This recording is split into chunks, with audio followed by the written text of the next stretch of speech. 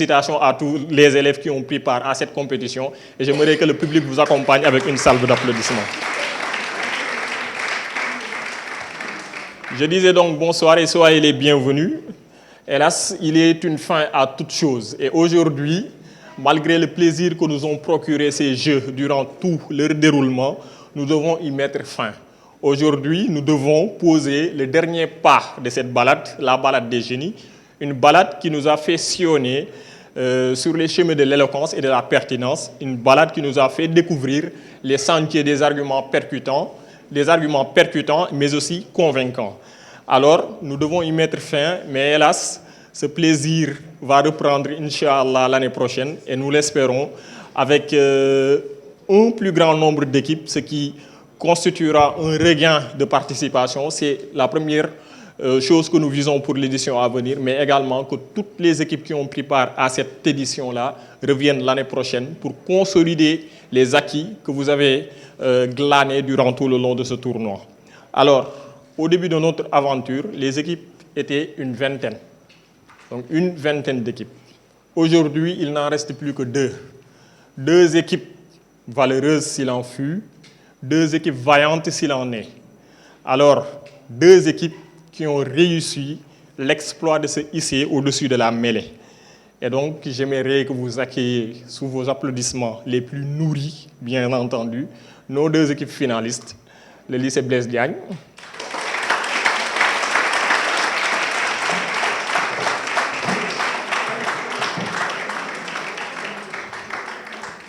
et les cours Anne-Marie Javoué.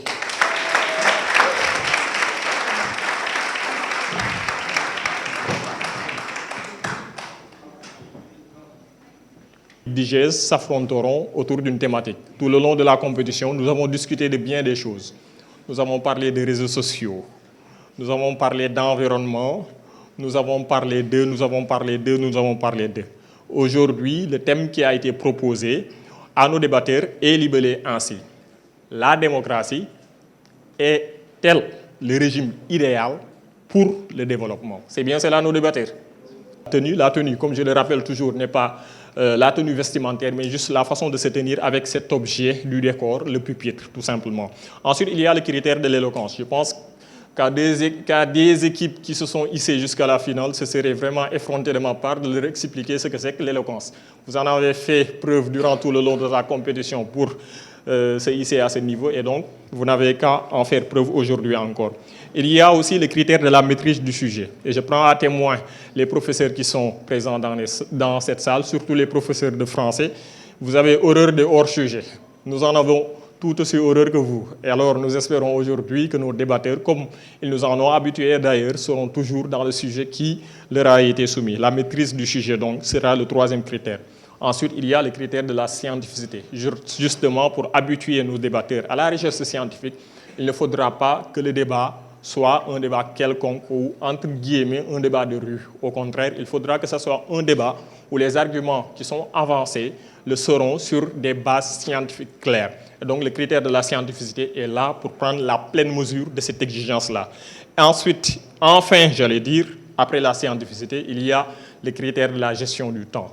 Parler, c'est bien, mais il faut le faire dans les temps. Et donc déjà, toujours sans présumer du résultat de la finale, de leur qualité. Alors félicitations à vous et bonne chance pour cette finale.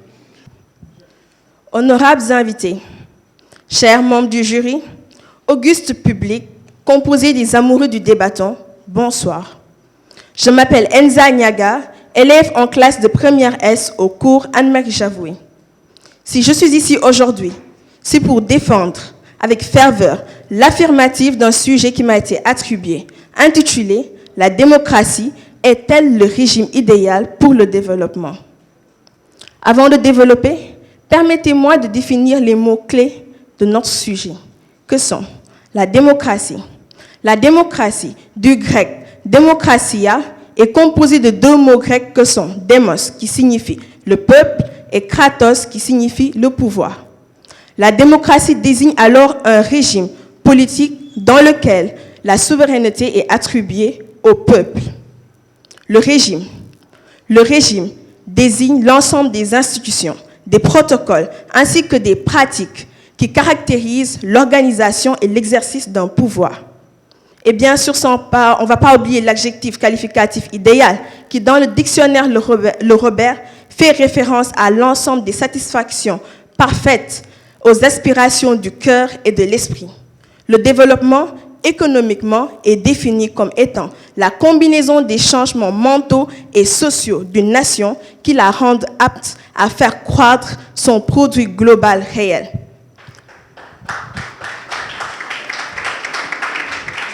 Les avancées de la démocratie constituent des signes du développement humain au XXe siècle. Aujourd'hui, la démocratie est une valeur universelle et 140 pays sur près de 200 sont dotés d'un régime électoral pluraliste. C'est plus qu'à une autre époque antérieure. Pourtant, le doute subsiste pour savoir si la démocratie est propice ou néfaste au développement. Certains, bien sûr, observent le miracle économique de la Chine et du Vietnam et même de la Corée du Sud dans les années 70. D'autres, dans des pays en développement, accusent le gouvernement démocratiquement élu de ne pas être à la hauteur des attentes dans les domaines de l'éducation ainsi que sur le front du travail. Cependant, la pauvreté dans ces pays ne cesse de s'accentuer et la transition vers un régime plus démocratique s'accompagne le plus souvent d'un effondrement de l'économie ainsi que du démantèlement du filet de protection sociale. Cependant, les études et analyses les plus sérieuses qui ont été faites n'ont jamais pu nous fournir des éléments qui pourraient attester que le régime autoritaire pourrait engendrer le développement. Par contre, la démocratie a su faire preuve d'elle-même. Tout d'abord, la démocratie prône la liberté. En effet, dans une nation où la population est apte à s'exprimer en toute liberté, que les médias ainsi que les parlementaires ont le droit de demander des comptes aux gouvernementaux. Cela les incite à agir de telle sorte, d'une façon à ouvrir des opportunités sur les foyers fructueux d'investissement et également à assurer leur protection dans leur quotidien. Pour parler d'ailleurs de cette liberté d'expression, prenons l'exemple du peuple sénégalais, qui, conscient de ses droits, a su faire son coup de gueule contre cette constitution que son Excellence, le président Abdoulaye Wade, le jeudi 23 juin, a voulu mettre en place, consistant à faire baisser le suffrage à 25% pour être élu au premier tour. Ensuite, la démocratie prône la paix. Dans un contexte de conflit, de guerre, il ne peut y avoir de développement. La démocratie, jouant bel et bien un rôle préventif, est aussi utilisée dans la résolution des problèmes de la manière la plus pacifique possible. Un exemple est celui de l'Uruguay, qui, suite à la crise, à une dictature militaire, a fait une transition vers la démocratie en 1985, garantissant une certaine stabilité, favorisant la confiance des investisseurs ainsi qu'une croissance économique et un développement social. À cela s'ajoute le fait, alors la démocratie ainsi que le développement sont liés et complémentaires. Leur rattachement est d'autant plus important qu'il prend naissance dans les aspirations des individus et des peuples et des droits qui leur sont reconnus. Merci pour votre aimable attention. Honorables invités, chers organisateurs, augustes membres du jury, adorable public, bonsoir. Devant vous, Fatima Touboumou, élève en classe de première S2 au lycée Blaise Diagne. Notre sujet du jour est « La démocratie est-elle le régime idéal pour le développement ?» Le terme démocratie vient de la combinaison du grec démos qui signifie peuple et kratos signifiant pouvoir. La démocratie prend principalement ses racines dans les réformes engagées autour de la cité d'Athènes dans la Grèce antique vers le 5e siècle avant Jésus-Christ. Elle désigne de nos jours tout système politique prônant la souveraineté du peuple. Avouons-le, la démocratie s'installe de plus en plus dans le monde. L'idéal se définit comme ce qui possède toutes les caractéristiques, toutes les qualités propres à son type, mais qui paraît difficilement réalisable. Le développement en ce qui le concerne traduit la dimension structurelle et qualitative de la croissance. Le développement peut être associé au progrès économique et social. Auguste Assemblée, selon la récente publication dans la revue internationale Oxford Economic Papers, les pays affichant de bonnes performances démocratiques ne présentent pas forcément les meilleures performances économiques. Honorables auditeurs, partant de cet état de fait, nous soutenons que la démocratie n'est pas le régime le plus opportun pour le développement. Notre argumentaire tournera autour de 3 points essentiels parmi tant d'autres. Le premier point est la lenteur et l'instabilité politique. En effet, le régime démocratique est souvent caractérisé par des processus décisionnels lents et une instabilité politique remarquable. À titre illustratif, nous pensons aux négociations et aux débats politiques qui retardent la concrétisation de politiques de développement. L'exemple le plus pertinent est le cas avec le Brexit au Royaume-Uni. Francis Fukuyama, politologue de renom, soutenait dans cette perspective: la démocratie est souvent un régime de gouvernance inefficace où les dirigeants élus sont confrontés à des contraintes politiques et institutionnelles qui rendent difficile l'adoption de mesures audacieuses nécessaires au développement. Deuxièmement, mentionnons la corruption et les intérêts particuliers qui entachent la démocratie. Naturellement, la démocratie est sensible à la manipulation et à la corruption. Ainsi, les besoins réels de développement sont détournés. Les lobbies et les groupes d'intérêt exercent souvent une influence sur les processus démocratiques. Cette situation compromet ainsi les politiques de développement en faveur d'une élite restreinte. Enfin, le régime démocratique n'engendre pas une égalité économique et sociale suffisante.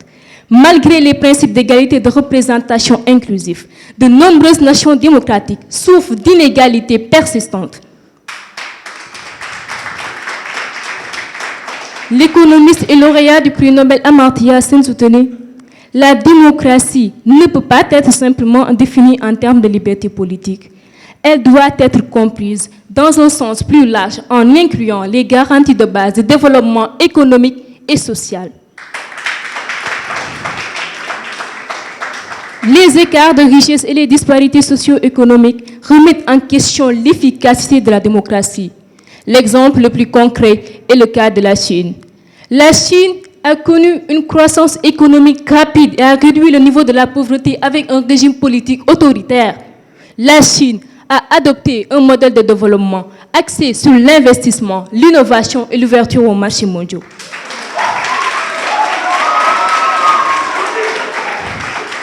Chers auditeurs, suite à ces arguments, admettez avec nous que la démocratie n'est pas indispensable pour le développement.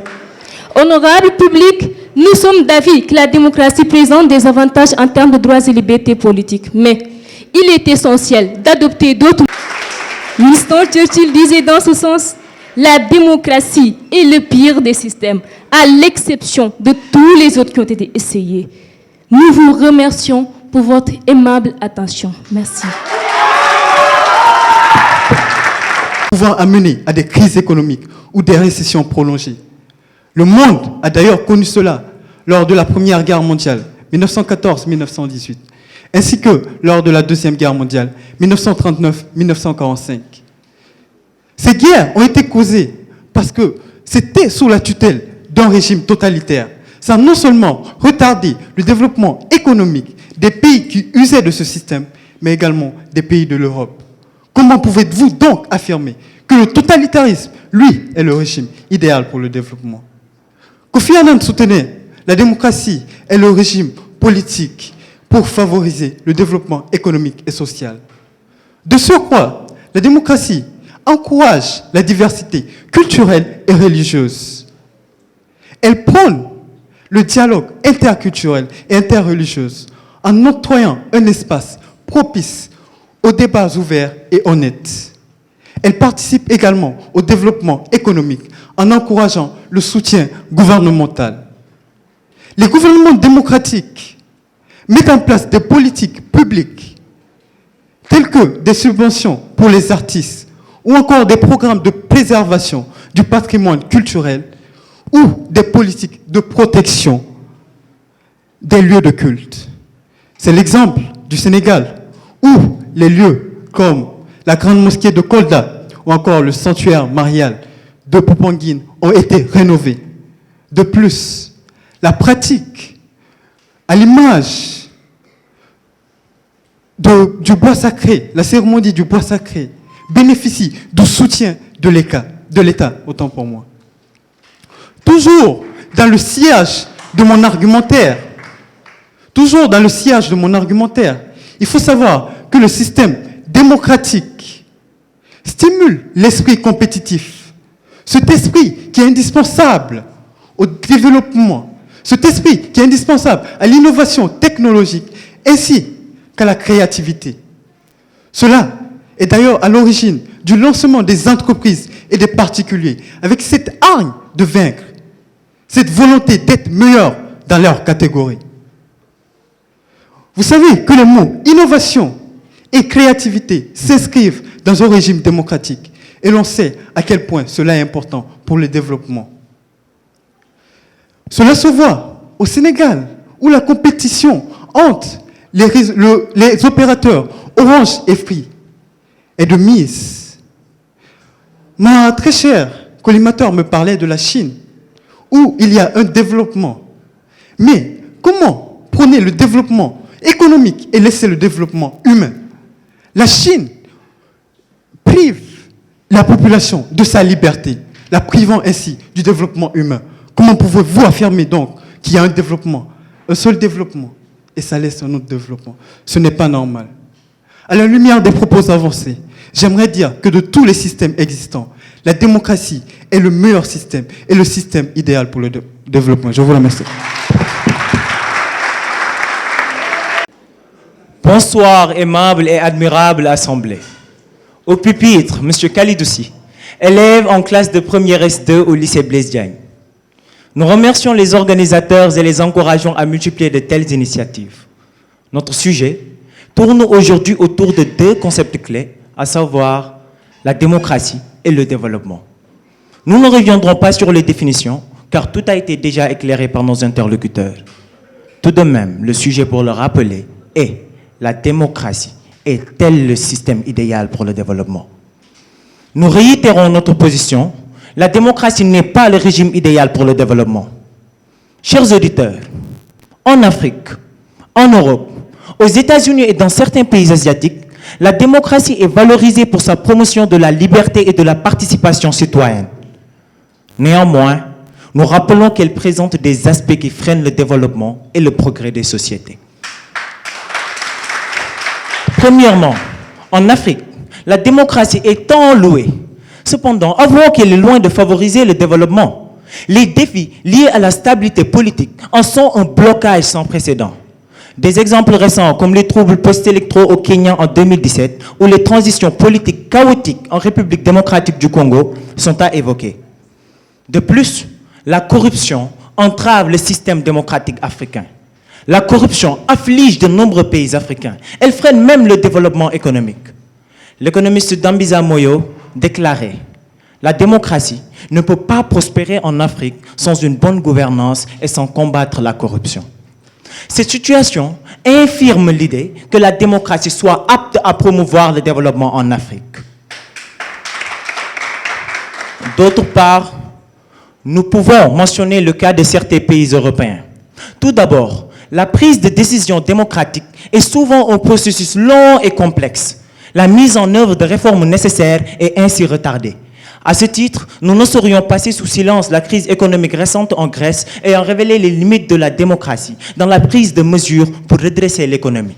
Mieux, la fragmentation politique qui accompagne souvent la démocratie suscite une instabilité gouvernementale et des politiques incohérentes. L'Italie, avec ses multiples changements de gouvernement ces dernières années, est un exemple frappant. Les propos de Winston Churchill, tantôt repris par Fatima Toubo, me le confirment. La démocratie est le pire des systèmes, à l'exception de tous les autres. Oui, mesdames et messieurs, la démocratie a des avantages. Cependant, nous le clamons ici à la place du souvenir africain. Elle n'est pas le système idéal pour le développement. La démocratie peut, contre toute attente, entraver la rapidité et l'efficacité des prises de décision nécessaires pour le développement économique. Vu sous un autre angle, la démocratie n'est également pas sans ses défauts aux États-Unis. En effet, la réalité politique américaine est marquée par des dysfonctionnements notables. Les intérêts particuliers et le pouvoir de l'argent exercent une influence sur les décisions politiques. Cette tendance compromet la représentativité réelle du peuple. L'illustration la plus pertinente est le poids des contributions financières dans les campagnes électorales, favorisant les candidats les mieux financés plutôt que les voix des électeurs ordinaires. De surcroît, la paralysie gouvernementale entrave la mise en œuvre de politiques propices au développement durable, économique et social. Enfin, mesdames et messieurs, soulignons certains pays asiatiques où le modèle démocratique est inadapté au développement. Concrètement, les divisions ethniques, religieuses ou politiques peuvent rendre difficiles les prises de décisions consensuelles et le maintien de la stabilité nécessaire au progrès.